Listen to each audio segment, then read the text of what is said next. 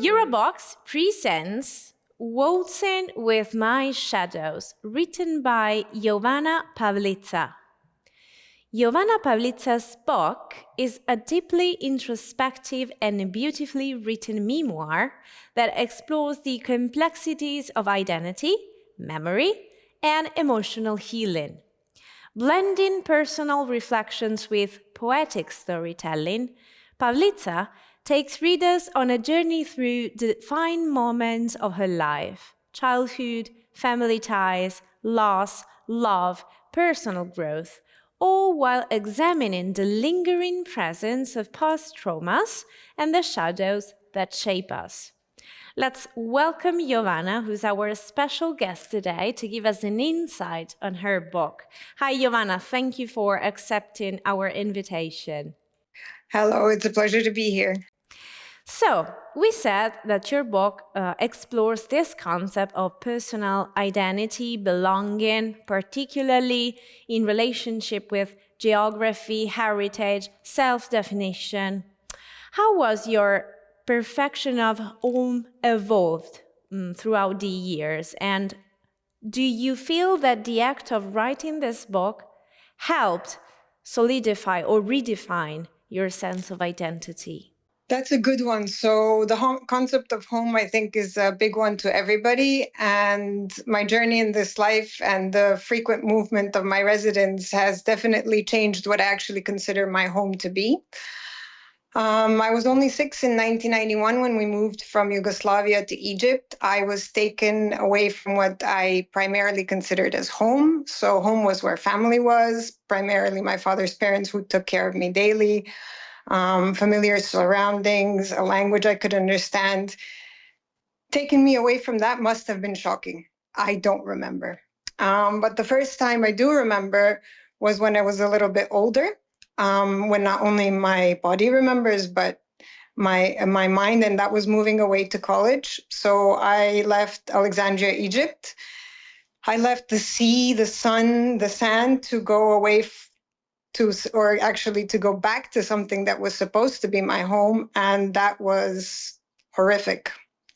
And it took a while to get settled in, and when I finally did, and I mean emotionally, I realized that I actually carried my home everywhere with me, just like a little snail does, right on its back. And this is when I realized that home was always with me, everywhere or anywhere I chose it to be. And it was along with the place and the people I chose to let in. So it's not a physical place to me or my surroundings. It keeps moving with me, like a little nomad, some people call me.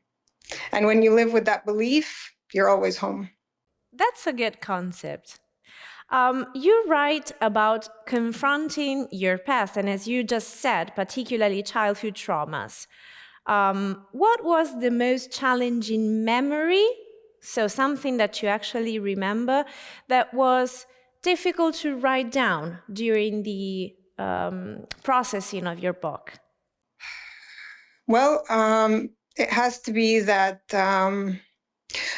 I've always been obedient and I've always followed the rules, or at least the bigger ones, right? My entire life. I was a serious little girl and I performed my duty, everything that was expected of me from a very, very young age. I was a child that was easy to take care of. Can you say that about any child? I had not much to be dealt with. I did everything that was expected of me. And then when I started to look back, and understanding that I never really behaved like a child, it didn't make any sense to me. And even when I wanted to run out, do something stupid, horrendous, illegal, irresponsible, something was holding me back, and it was me. Not the law, not my parents, not anybody. It was me. And I noticed that in my 30s, it started to bother me like enough to start challenging that aspect of myself, and I just didn't understand it. And ultimately, I was granted a vision, and later that vision confirmed with my parents, who thought I was nuts for bringing it up. But I understood the root cause of my behavior of that enforced obedience on me. And it hurt me to see that I was young, around the age of 2, when I was actually forced into obedience in order to be kept around, in order to be accepted. And what hurt and kind of was of a relief was that none of it was actually intentional, just simply circumstantial. And this was when I started to let my chains down, when I could finally breathe. I'm almost 40 today. And my mother can tell you that I behave now like a 2-year-old without any shame or fear. And I no longer feel the need to be obedience as a shield of self-protection.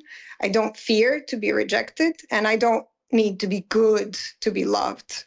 I need to just be me without holding back. And I guess that's the only way to live. I just figured it out a little bit later in life. Well, but I love it. I love the awakening part. What advice then would you give to someone who is hesitant now to confront their own shadows? I can say it from my perspective. So I've spent years looking at the person staring at you right now. She's beautiful and has the smile that powers through any mood. But when I looked down below that dark part of myself, there was an army which followed me. And even with my smile, they terrified me. And like most, I've ran from those shadows. But there came a point where I just really got tired of running, and they disappointed me. And I didn't understand how it was possible that they were a part of me. I never, ever was a disappointment to myself. But one part of it is that I've been identified as a very highly self-critical person, so hard on myself that others don't need to bother in that department. They know I'll do a better job at beating myself up about something big or small than they ever could.